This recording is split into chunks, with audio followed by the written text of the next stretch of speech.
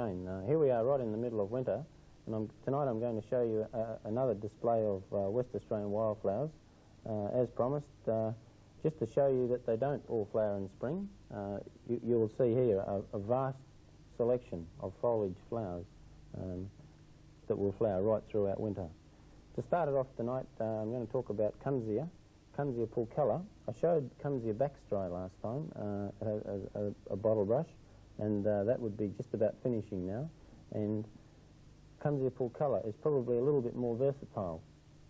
Comes from, or grows naturally in a similar area in Narrabeen, Pingelly, throughout that area, in natural granite outcrops, and it grows in pure stone. It's an incredible plant. It grows in the cracks of rocks, in some places no soil at all.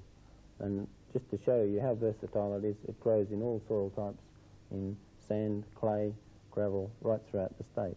So there's no reason why one shouldn't have one anywhere. And I guess its soil type would dictate to its height a little. As a rule, it would grow to 2 metres by 2 metres across, but if it was in a clay, it probably wouldn't grow quite as much. In a deep sand, it would grow probably to 3 metres, unless you're required to prune it. You can reduce it after flowering. Well, as you can see there, the small red brushes, it has a bottle brush, but not quite as long as the other one, Kunzea baxtri. But Kunzea pulchella, as I said, it varies not only in its species, but it has 3 or 4 forms of this plant. I'm going to show you here 2 tonight. This one here is Kunzea pulchella with green foliage, starts flowering now, I'll say June, July, August. It's a good 3 months flowering period with green foliage with red flowers. Now, Kunzea pulchella, another form, they're called a cerise form. You can see the comparison there.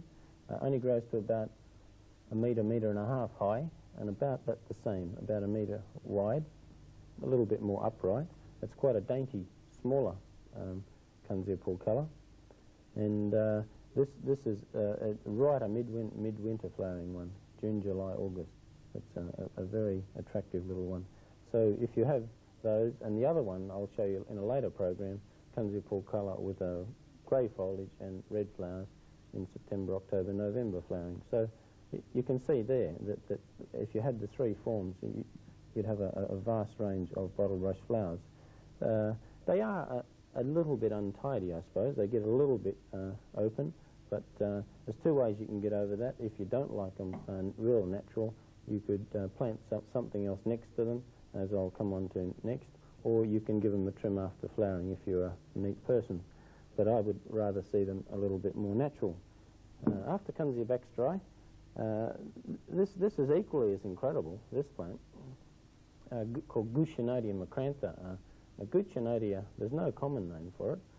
The only way I think you would remember it would be it's got these papery bells. It's an incredible plant. These, I suppose they're a pink to mauve flower colour. It displays has a greyish foliage.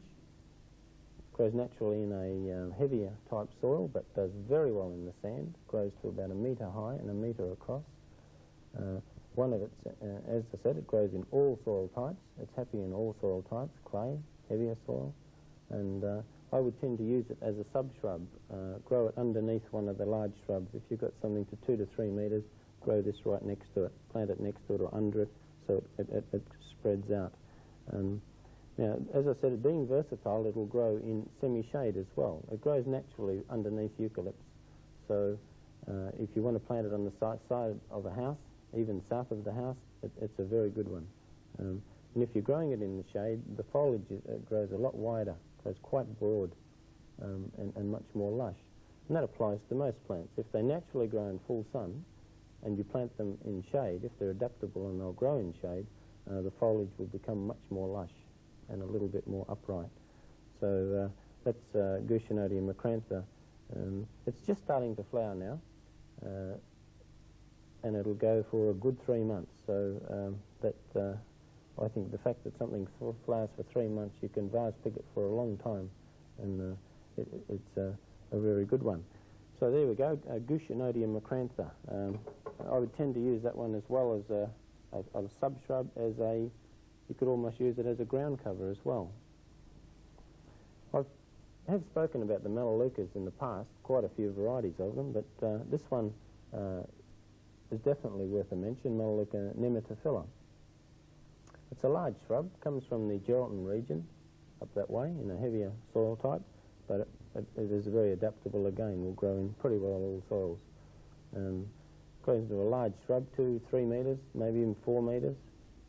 If you wanted to prune it back, they respond to quite a severe prune, right back, very hard, and it'll yield these pink pom-pom flowers this time next year. Again, they start flowering, individually flowering, and as the buds keep coming out, you get a good 2 months flowering time from this one. So you'd use that as a large shrub, if you wanted to use that in the background of a shrubbery, and you could come forward with some of these other varieties in Melaleuca nematophylla.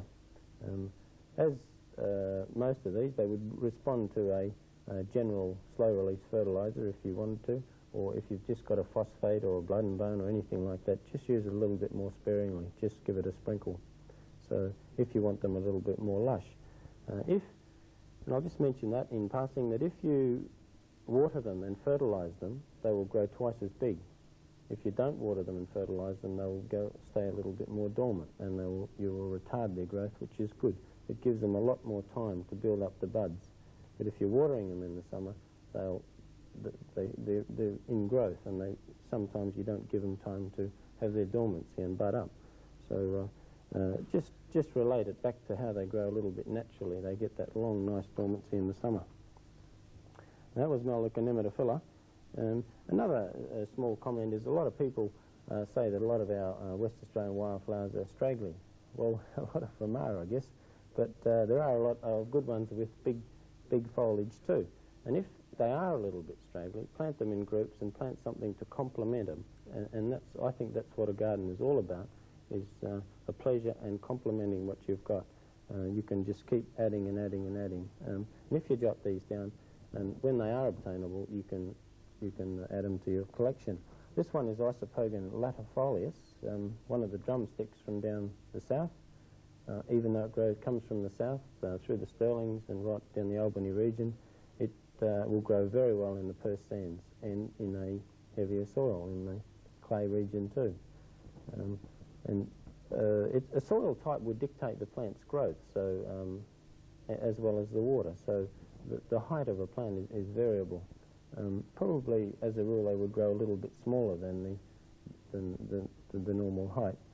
There's not a lot more I can say about that. The only thing is, I think it's so good that you'd need to grow one. Isopogon, they don't respond a great deal to being in the Proteaceae family. That's the Banksia family. They don't respond to a lot of fertiliser, so the less the better. Again, grows to 1 metre to 2 metres. Vase picks very well, lasts weeks in a vase. So it's a prize vase picking one as well, from Isopogon latifolius. I couldn't pass without mentioning Eucalyptus caesia again. Most people would probably know it now. This particular one I picked, the rain has hammered it a bit, but it's a shrub tree to about 20 feet, and bright pink flowers and nice pendulous weeping habit with large grey nuts on them, or fruits. And I think it's that good that I just thought I'd put it on again just to show people there. Eucalyptus caesia, grow in all soil types, so if you're looking for a flowering ornamental, I don't think it would, you could go past that one. I was trying to show the more unusual ones there this time. Now, here's a dainty little one in Eucalyptus kruseana. Eucalyptus kruseana is a small mallee, but I think a lot of people tend to lean off the mallees because they think they're a bit sort of twiggy or bushy. But if you think of them as a shrub, you'll find that you won't tend to try and stake them and get them onto one stem. Mallees and shrubs have a lot of stems. That's what a difference between a tree and a shrub is. A tree has generally one stem, and a shrub has many stems. So let the mallees go natural into shrubs. and this would be one of the nicest little ones of all of the eucalypt shrubs, in Eucalyptus kruseana. This is its mature foliage. It always has this blue foliage, and it's a prized vase-picking one as well. And flowering and right through winter to spring, it's an incredible little plant. And I think, well, that should be enough. Being so versatile, it'll grow in heavy soils, light soils, clays. If it's in a clay, it would only probably grow 1 metre, 1.5 metres. In a sand situation, it would grow 2 to 3 metres. But again, you can trim it back. If you're vase picking it, it'll reduce it. So the more you pick them, the better it'll be. From Eucalyptus kruseana. Another grevillea. I have mentioned in the past that the grevilleas, a lot of them grown in West Australia, come from the east, from a heavy soil situation and summer rains. And if these are grown in our porous sands and no summer watering, they're not quite as hardy as made out. So if you select the West Australian grevillea, you'll find that it should be more adaptable. And this is one that I think is a very good one, in Grevillea drummondii. Grows naturally in the hills, in the Darlings, and in the heavy soil types. But this is out of my garden, and it's doing very well in the sand. So again, as I said, they're very versatile. The fact that it comes from the Darlings, it grows in a bit of shade, so that is an interesting thing about some of them. It'll grow in semi-shade, grows to 1 metre, therefore you can put it underneath trees or south of the house. And if you're putting it, if something grows, likes a bit of shade, you're putting it south of the house, it gets a little bit more moisture. So that's a good one there. It has this large, vivid green foliage. It's Grevillea drummondii. Another one that grows naturally in the hills is Darwinia. It grows almost as together with Grevillea drummondii is Darwinia citriodora. Darwinia citriodora is again a little shrub to 1 metre. If it's grown in shade, it just has this green foliage. If you grow it in the sun, it goes this bronzy reddish colour, displaying this little red flowers on the end there. A very dainty little shrub in Darwinia citriodora.